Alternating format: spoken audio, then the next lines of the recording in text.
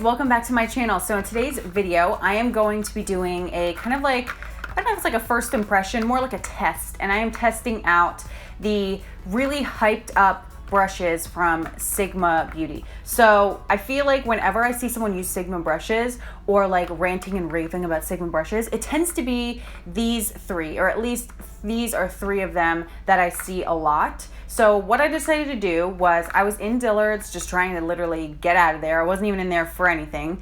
And I noticed they were having a 20% off for brushes and foundation. And I saw that they had Sigma brushes there, which usually just sold online. But I saw that in their little, I don't even know what it's called. You know, that thing where it's got like, they got the main counters, but then they have that one area that's sort of like a mini Sephora. It has like all different brands. Well, in there, I saw that they had Sigma brushes and I decided, why the hell not?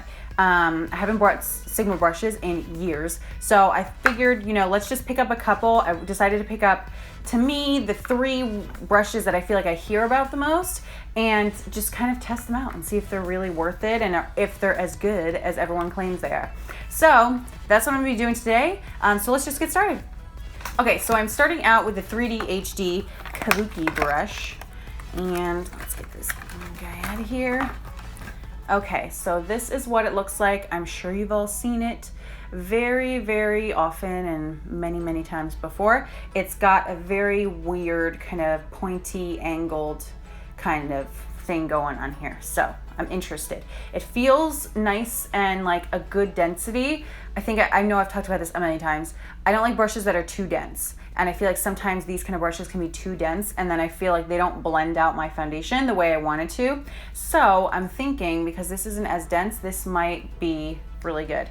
One thing I do want to say about Sigma, like I said, I haven't had the brushes in a while, but I do notice just from seeing these ones, they've really improved the quality of like the handles and the ferrules and everything, to where like they feel a lot more luxe and like nice than they used to, or at least the ones that I have, which has been literally like 5 years since I bought a Sigma brush. So just to prep my skin really quick, I'm gonna spray on some Fix Plus from MAC. This is the coconut flavored one. And then the first thing I'm gonna go in with is this guy right here. This is the Charlotte Tilbury Hollywood Flawless Filter, and I am in the shade number 3, which is light medium. So I'm just going to use the little applicator it comes with and paint that kind of everywhere. I love this as a primer. I also will wear this sometimes on days when I don't wear any other makeup because it just makes your skin look super glowy and pretty. And it's got pretty much no coverage. It's just very kind of glowy, but it's not like a glittery or metallic glowy. It just really looks like it's your own skin. So we're just gonna start off by blending this in with this brush.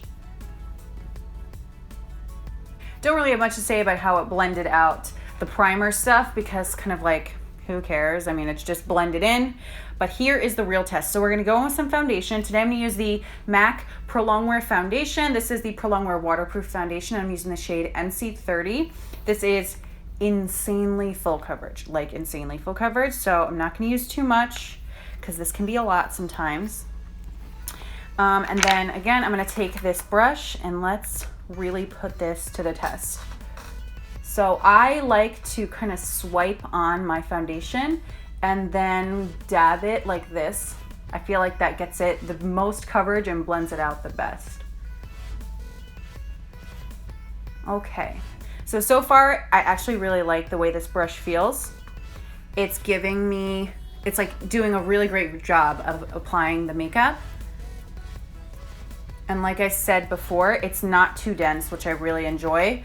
So I feel like I'm getting like a nice blended look and it's not like wiping off the foundation, because sometimes I feel like when brushes are too dense, I feel like it just wipes away the coverage.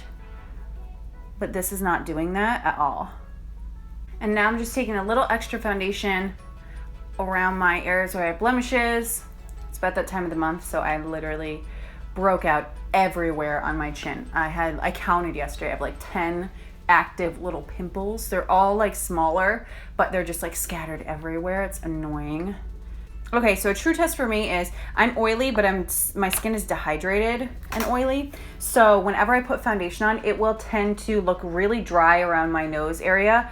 And especially when I use buffing brushes that are too rough, I guess, and certain buffing brushes like this, I will put foundation on and my skin looks dry as hell around my nose.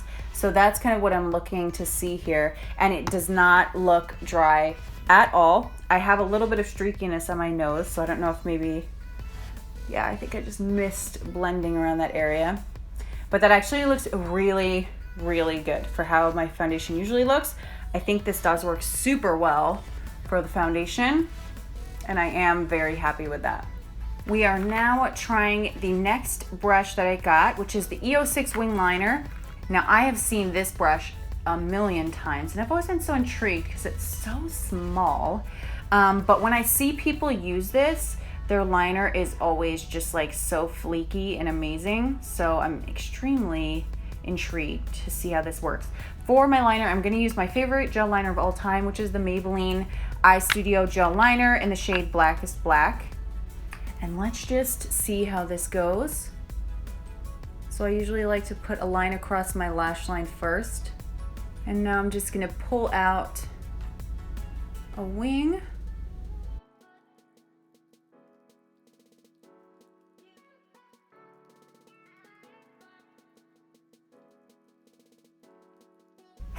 Okay, so this brush, I am not convinced.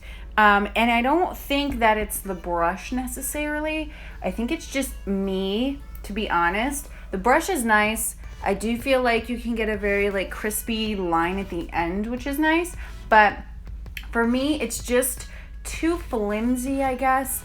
And I'm not a person, I don't feel like I'm very good at doing liner with angled brushes. I prefer like traditional style, like thin liner brushes. I don't like angle brushes usually. So I think that's part of my problem, is that this one is, it's already really small, but it's at an angle, and I'm just like, I'm not used to doing liner with brushes like that. So I feel like this liner got a little out of control, and it's not perfectly even, but I feel like if I keep going in, it's gonna just get worse and worse. So I'm gonna give up on that for now. And we're gonna use now our last brush that I picked up from Sigma. We now have our final brush we are trying out, which is the F42 Strobing Fan. This is one I've seen a lot, like a lot. And I've seen so many people say that this is like the best highlighting brush ever. I really like the Morphe M501. That for me is like my favorite of life. So I'm very interested to see how this works. Again, very nice handle and everything. It feels much more sturdy. So what I'm gonna do is, I actually decided to do 2 different highlighters because I wanted to see how this brush would work with a more subtle highlight and a more like intense, like in your face highlight.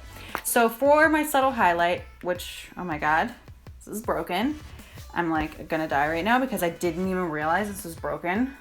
This is Champagne Pop from Becca, and it's like shattered, like all these little pieces on the edges. Well, that stinks. Didn't even realize that. Okay, so I'm gonna take that and I'm gonna put that on this side with this little brocha, and let's see how this goes.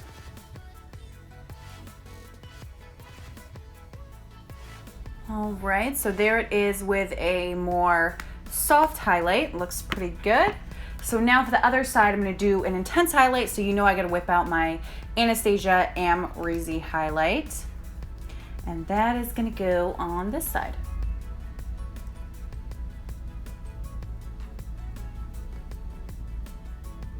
Wow, that applied that so well. So one thing I'm feeling when I'm applying this, and I'm just gonna apply this one on, I'm gonna layer it over here and just to make it match, and then do it everywhere in the center of my face. But it definitely does apply a soft highlight and a brighter highlight very well. But what I'm feeling when I'm using this, that I can tell is part of the reason why this brush applies highlighter so well, is because it's like a firm fan. It's got a really nice firmness to it.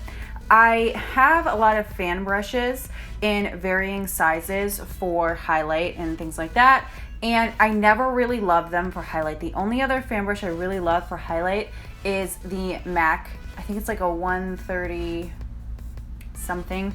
It's the MAC fan brush, and it's the dual fiber one. That one I love for highlight. but none of my other fan brushes I've ever really liked for highlight. And I think it's because is the case with that one as well as this one is they have a little bit more firmness to it. So I feel like you can actually pick up more product and it actually applies product. Some fan brushes are just way too flimsy. So when I'm putting on the highlight, it's like not showing up. It like doesn't, it's not firm enough to really apply the product. And this is the same as the MAC one. It's got a really nice firmness to it. It's probably even a little firmer than the MAC one that I like. So it really does apply the highlight really well, and you actually see it. And I think it's a good size too, because some fan brushes are also too big, I feel like. So you feel like you have less precision to get the highlight where you really want it. Whereas this one is just like a perfect size to where I can get the highlight where I want it.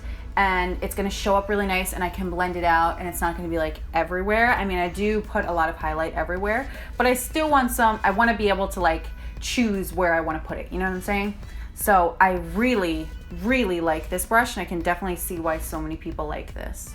All right, y'all, so my final consensus on these Sigma brushes is I really love these two. I think these two are totally worth the hype behind them. They both worked so well. I feel like my makeup went on really nice with this brush. It wasn't too firm, it wasn't too flimsy. I got a really nice full coverage out of it, and it blended it out really well without me feeling like I was streaky or feeling like my dryness around my nose and stuff was enhanced with this. So I'm really in love with this. Same with this as I just described. I think this brush is super great for applying highlight. I am definitely gonna be using this a lot. This angled liner brush is the only one that I'm not really sold on. I personally don't like it, but I can see how other people like it. I think if you're someone who's used to angled brushes for doing your eyeliner, you're really gonna like this because it's so thin. You can get a very crisp line at the end of your liner. However, for me, I'm used to more of a traditional like liner brush that's just like a thin, you know what I'm saying? Like a thin liner brush. And so because I'm so used to that and that's like my comfort zone, using an angle brush is just a challenge for me no matter what size and type it is. So this, I'm like, I'm not really sold on it. But like I said, I do think it's still a good brush and I can see why other people like it. So I think if you like angled liner brushes, you will like this one. All right, guys, so thank you so much for watching. I hope you enjoyed this video. I wanted to do something a little different for you guys than my usual plain tutorials. So yeah, I hope you enjoyed it. If you want to see more videos like this, please let me know down below in the comments, and I will see you in my next video. Bye.